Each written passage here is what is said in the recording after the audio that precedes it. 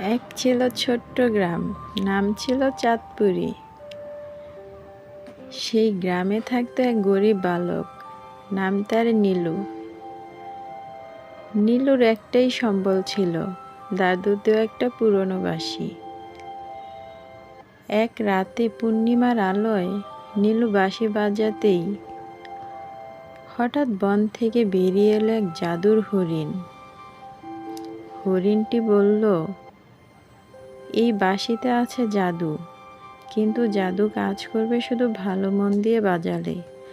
পরদিন গ্রামে খরা পড়ল, সবাই কাঁদছে।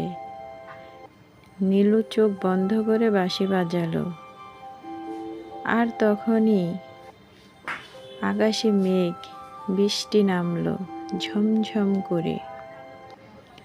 সবাই খুব খুশি হলো এবং হাসি খুশিভাবে সবাই দিন কাটালো।